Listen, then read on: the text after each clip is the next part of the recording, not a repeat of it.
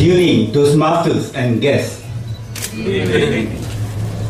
Mr. Sushil Chandra M, born and brought up in Mangalore, did his schooling in St. Aloysius College and graduated in mechanical engineering from Malnar Engineering College, Hassan. He started his career in 1984 at Kudremukh Iron Ore Company Limited. This great engineer is the recipient of Best Engineer Award from KIOCL.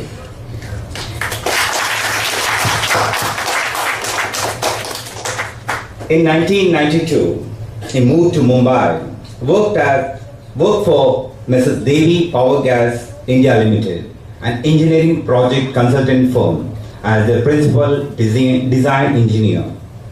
Mr. Sushil Chandra joined MRPL in 1993 in the maintenance department, and he is a master in critical rotary equipments. After promotion to the senior management cadre, he moved over to various other departments such as planning, purchase, stores, HR and CSR. He is presently looking after the existing and developmental projects of MRPL. Mr. Sushil Chandra has presented papers at many national and international seminars on condition monitoring. He has traveled widely across the country and abroad to attend conferences and business meetings. He is married to Ashima, a chemical engineering from NITK, Senior General Manager at BASF, Mangalore. They have a precious son, Amol, currently studying law in Jindal Law College, Haryana. Mr. Sushil Chandra is now the Group General Manager of Corporate Strategy and Projects in MRPL, Mangalore. Calm and composed, disciplined and dedicated to work, Mr. Sushil Chandra is a much prized executive of MRPL. Presented to you, ladies and gentlemen, Mr. Sushil Chandra.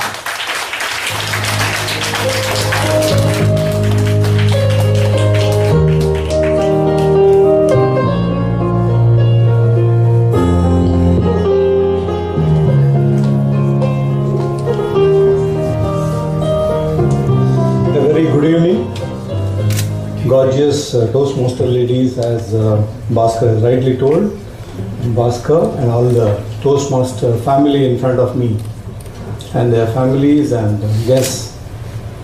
It's really a pleasure and privilege to be amongst you, because from last nearly 1 hour I've been observing this program as an outsider. I found that how many lives have been touched with this great movement called Toastmasters, because I'm hearing from people who initially felt light to be gas stove, and they are now here lighting up lamps of touching lives of so many people. It's really very pleasurable moment for me to be here. I will thank Rakesh Lobo and Praveen, my colleagues here, for considering me worthy to be amongst you all. Past President Savita Salan very rightly told that from a person she became a communicator, and now she is a leader par excellence, and same was echoed by our present President.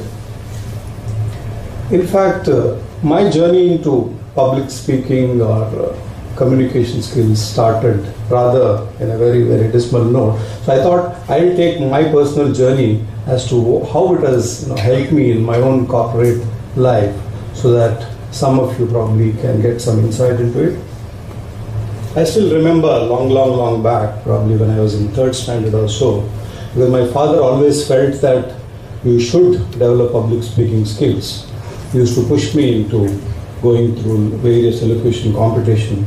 And I can never forget my first elocution competition, which was held very near to my house. It's in Mannagudda, it's Samaj Bhavana, now it's become a bigger one. And he gave me a very nicely drafted speech, because the topics were given earlier those days. And I'm standing in front of the crowd like now I'm doing. And the third or fourth row, my father is anxiously waiting for me. And I said, respected judges, my dear our competitors and ladies and gentlemen. My speech ended at that. I couldn't speak anything more, or I couldn't recollect anything more from what my father has given. My father is sitting there and sticking his neck out and lip syncing. He's telling me the next sentence, but nothing would come out of me then. I looked here, there, and sheepishly I came out. That was the very first experience of my public speaking. That day I was determined that I won't disappoint my father in future. So I was looking for ways and means as to how can I develop my public speaking skills. In Aloysius those days, luckily for us, we had all our competitions done in a longish corridor, and the dais was in the center, and the students and teachers were on the other side. We had to speak, look only, the guy who's speaking has no audience in front of me. That was a boon for me.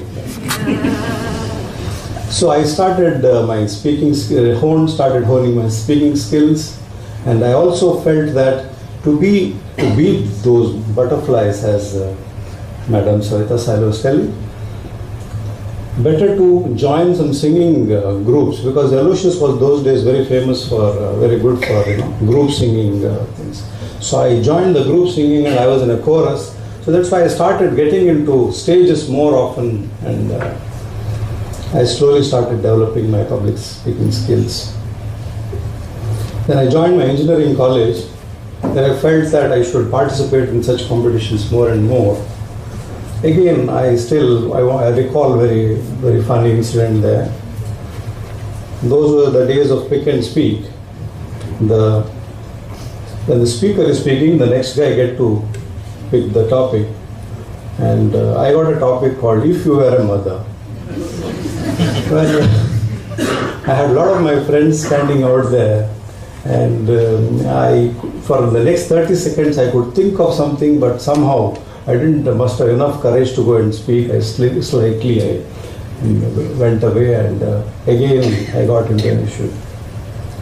I said, nothing doing, this needs to be improved further.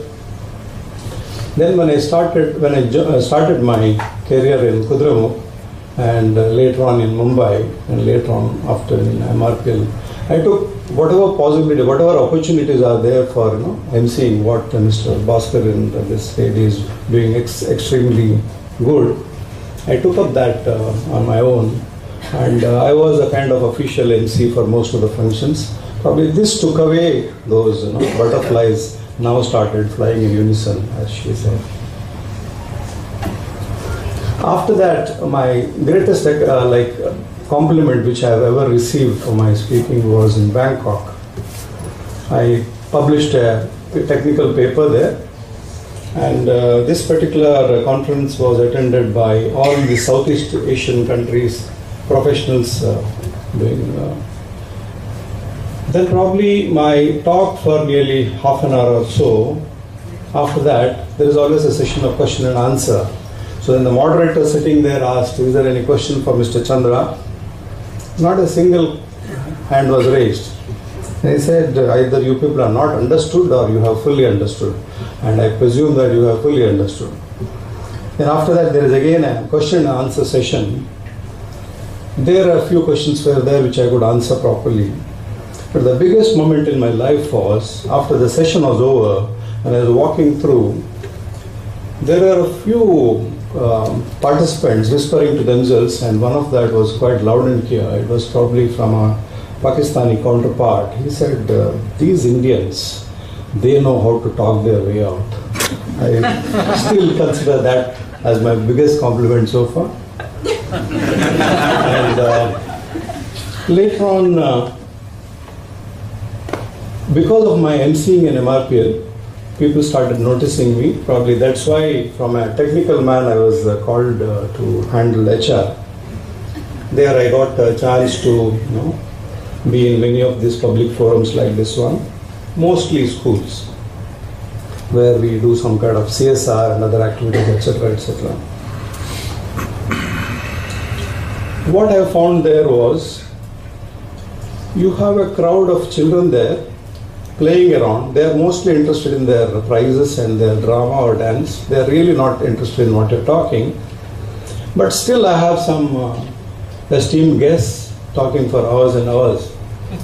I came to know after talking to Mr. Shyam and Devdas Kamath, who had come to our office sometimes back, of proposing to start a unit or a branch in MRPL or in Surathkal. He explained me the structured way as to how this club functions. I'm sure these guests should be given that kind of one session as to how to talk to what kind of crowd and to what extent. I just want to give you a small inside view of what happens inside a corporate office. We have a lot of meetings and meetings and meetings, and we have this wonderful tool called PPT, PowerPoint presentations. So you don't have to be a good speaker. PowerPoint presentation will always help you. And even the topmost executives I'm seeing, they simply keep reading the PowerPoint presentations, though I think assuming that the people who are sitting in front cannot read. This is what I keep on telling my group, please talk something other than what is written because they can read. And even today, whenever there are some functions, we are all asked to give some written script to our top bosses. That's the kind of skill which is lacking even at the highest level, which I'm seeing from the last 1 hour as to how it is improving in not only in your improving your personal journey, but also in your way of taking up life. Well, I've seen your report of wonderful report of last year, what you have been doing. So the new leadership is very bubbly, and she has already told that she's going to do a lot of new things. So my little observation of what probably that can be done is, so probably I'm sure you're doing that, but probably if we can come out of the confines of a meeting and probably take it to the outside world, and maybe include children or include other people, though they are not your members, into improving their public speaking. Probably that would be a good idea. I'm sure you're doing that, but I thought that that's one thing which came to my mind. Because what happens is once a person is having enough confidence to talk, face an audience like this, then his self-confidence improves, and it will make a person who made the first talk many years come and stand and talk in front of you. Right? When I saw Madam Malini Hebar, I'm reminded of you, Madam, because when we were in Aloysius, when we were participating in elocution competitions, we always used to see you, and I don't think you would have observed me because I was always on the losing side. And I'm really glad to share the dais with you. And I really thank Toastmasters for having invited me here, and looking forward to maybe, as she rightly said, joining you sometimes. Thank you very much.